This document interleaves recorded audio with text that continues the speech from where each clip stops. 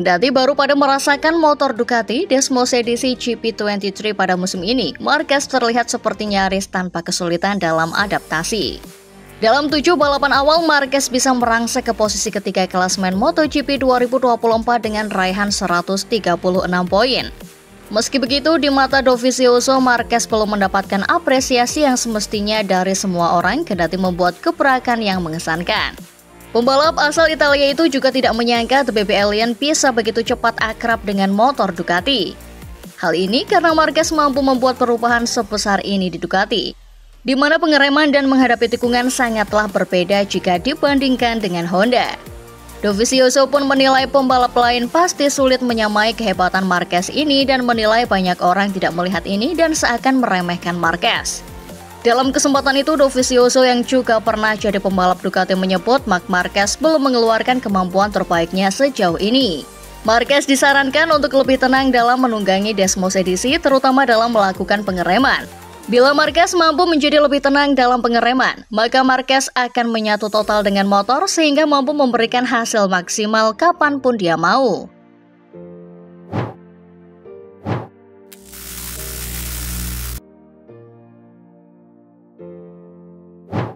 Kontrak Raul dan Oliveira terikat dengan Aprilia Racing dan akan habis akhir musim nanti.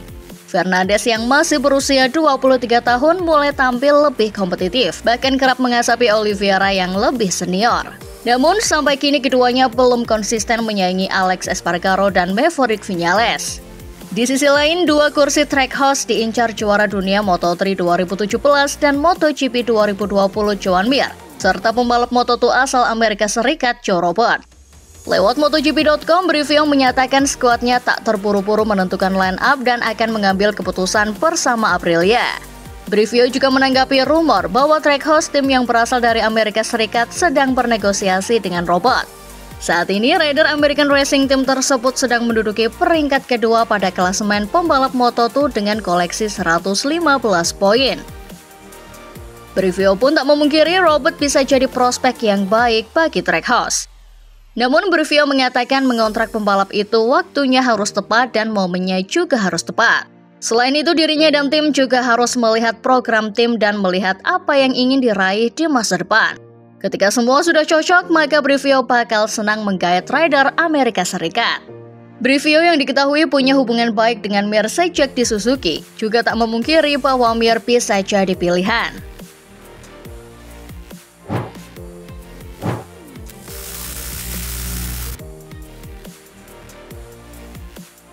Dengan banyaknya, Quartararo dan Marquez sudah memastikan tempat mereka di MotoGP 2025. Joan Mir jadi satu-satunya juara kelas Premier di grid yang belum memutuskan masa depannya. Juara dunia 2020 itu pindah ke Repsol Honda setelah Suzuki mundur dari MotoGP. Tapi dia kesulitan untuk kompetitif dengan RC213V yang berada di posisi terbawah konstruktor selama 2 musim terakhir. Meski bersikeras belum ada keputusan yang diambil, Mir berulang kali menyoroti bahwa pembalap Honda saat ini berada dalam posisi karir yang lebih buruk. Mir pun menyebut kemungkinan di Serie A dirinya perlu memperjelas tentang masa depannya. Alasan Mir menunggu sampai Serie A karena dirinya harus mempunyai semua opsi untuk memutuskan masa depannya. Karena saat ini Mir belum tahu kemana akan pergi.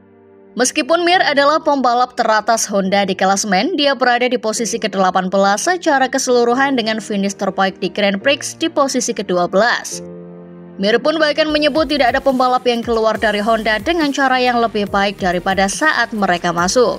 Maksud Mir adalah ketika datang ke Honda, Mir mengaku mendapat banyak tawaran tim lain, namun sekarang tidak seperti ini, sehingga dirinya mengaku harus menunggu mendapat tawaran tim lain. Mir melihat bagaimana Marquez menyelamatkan karirnya dengan mundur ke tim satelit dengan motor yang sudah terbukti kompetitif. Mir pun menilai langkah Marquez ini bisa menjadi jalur yang bisa diikuti. Satu hal yang Mir yakini adalah pada usia 26 tahun ia belum siap untuk pensiun. Meski ia mengakui adanya keraguan mengenai masa depannya selama musim yang penuh cedera tahun lalu. Dengan kata lain, sepertinya Mir perlu melihat tanda-tanda kemajuan nyata dari Honda jika dia ingin tetap menunggangi RC213V pada tahun 2025. Meskipun kursi pabrikan sebagian besar sudah terisi, hanya satu tempat satelit untuk rookie Fermin Aldegar yang sudah ditempati di Ducati atau Aprilia.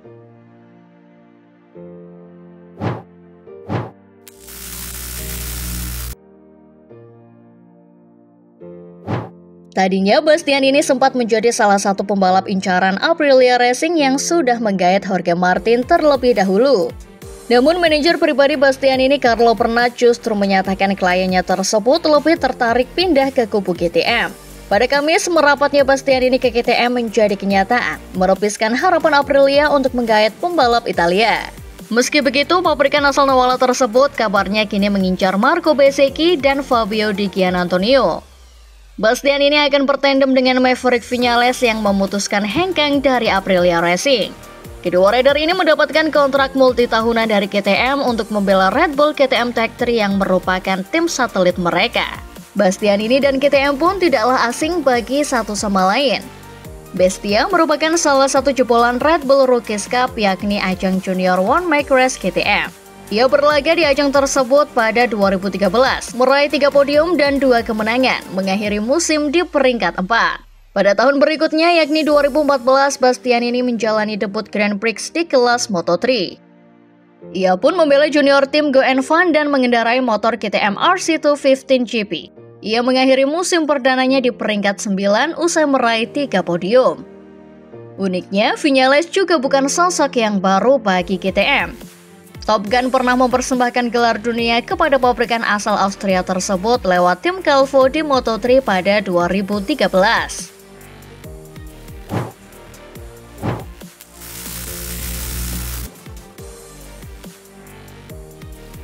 Dalam perannya sebagai Direktur Teknik Yamaha, Massimo Max Bartolini bertanggung jawab atas segala urusan teknik yang berkaitan dengan WCR AM1.